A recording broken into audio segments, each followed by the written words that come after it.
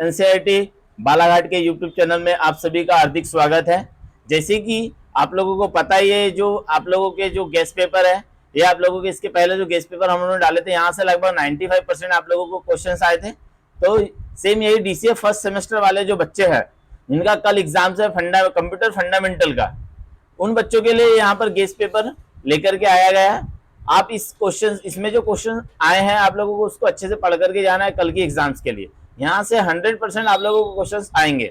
चलिए दोस्तों, हम लोग देखते हैं यूनिट वाइज जो क्वेश्चन है आप लोगों को कल के एग्जाम्स में आने वाले हैं, हम उसको देख लेते हैं।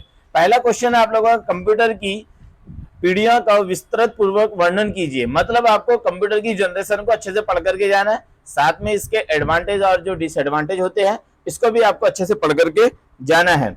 नेक्स्ट हम लोग बात करेंगे, क्वेश्चन है आपका, कंप्यूटर के प्रकार का संक्षिप्त वर्णन कीजिए। मतलब टाइप्स ऑफ कंप्यूटर के बारे में आप लोगों को पढ़ करके जाना है, कंप्यूटर क्या है और इसके प्रकार, इसको आपको अच्छे से पढ़ करके जाना है। नेक्स्ट आपको पूछा जा सकता है क्वेश्चन, कंप्यूटर के ब्लॉक डायग्राम को विस्तार पूर्वक समझाइए। मतलब ब्लॉक डायग्राम ऑफ कंप्यूटर, आपको इसको पढ़ करके जाना। साथ में आप लोगों को, इसी को हम लोग बोलते हैं कॉन्सेप्ट ऑफ कंप्यूटर, तो आपको इसको भी पढ़ करके जाना है। मतलब सेम, अगर आपका क्वेश्चन अगर आपने लिखा नहीं होगा तो कॉन्सेप्ट ऑफ कंप्यूटर या ब्लॉक डायग्राम ऑफ कंप्यूटर दोनों एक ही क्वेश्चन का आंसर रहेगा।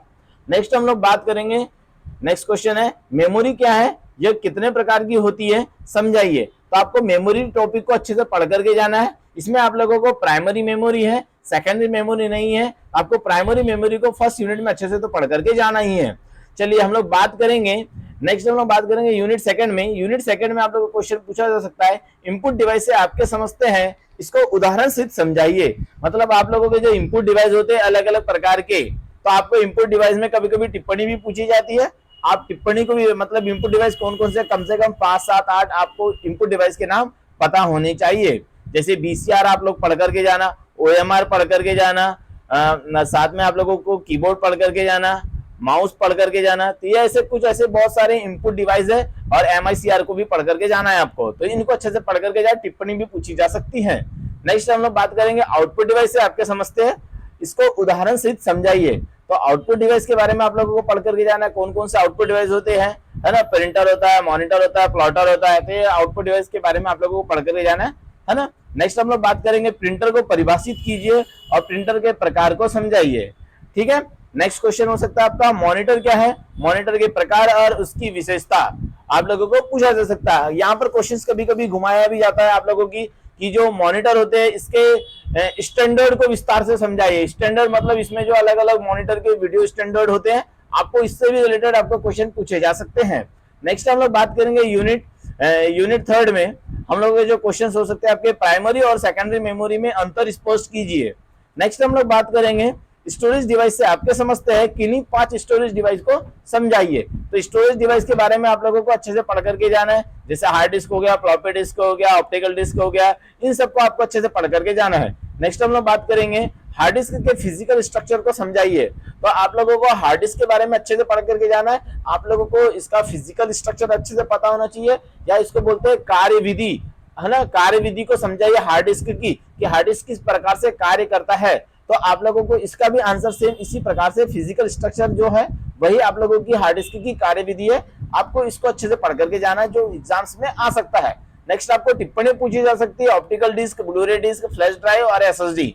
नेक्स्ट हम लोग बात करेंगे यूनिट 4 में आप लोगों के जो क्वेश्चन हो सकते हैं, कि लैंग्वेज ट्रांसलेटर क्या है, कंपाइलर, इंटरप्रेटर और असेंबलर क्या है।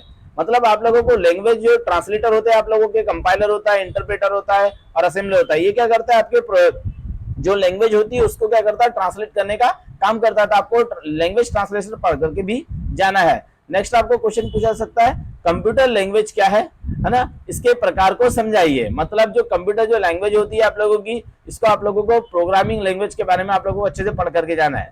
ठीक है। और इसके प्रकार, अलग अलग प्रकार की प्रोग्रामिंग लैंग्वेज होती है, आप इसकी भी पढ़ करके जाए। नेक्स्ट हम लोग बात करेंगे, नेक्स्ट क्वेश्चन, नंबर सिस्टम क्या है, नंबर सिस्टम को उदाहरण सहित समझाइए। नेक्स्ट हम लोग बात करेंगे क्वेश्चंस की, जो है आपका सॉफ्टवेयर क्या है, सॉफ्टवेयर की आवश्यकता और इसके प्रकार को समझाइए।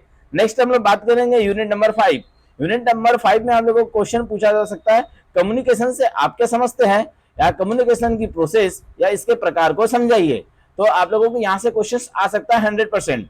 नेक्स्ट आपको क्वेश्चन पूछा सकता है टोपोलॉजी क्या है और टोपोलॉजी के प्रकार। तो आप लोगों को टोपोलॉजी को भी अच्छे से पढ़ करके जाना है, वेरी वेरी इंपॉर्टेंट क्वेश्चन है। नेक्स्ट हम लोग बात करेंगे नेटवर्क क्या है, लेन वेन मेन को समझाइए। आप लोगों को नेटवर्क भी ये जो है आप लोगों के लिए इंपॉर्टेंट है। आपको इनमें डिफरेंस बिटवीन लेन और मेन और वेन में भी अंतर पूछा जा सकता है, तो आप लेन वेन मेन को अच्छे से पढ़ करके जाए, और नेटवर्क क्या होता है आपको उसको भी अच्छे से पढ़ करके जाना है। नेक्स्ट आपको टिप्पणी पूछी जा सकती है आपको, जैसे हब, ब्रिज, राउटर, गेटवे और स्विच। तो इस प्रकार से आप लोगों को यहाँ जो क्वेश्चंस दिए गए आपको यहाँ से लगभग आपको 95% क्वेश्चंस आने वाले हैं। सो इसे अच्छे से पढ़ करके जाए। धन्यवाद।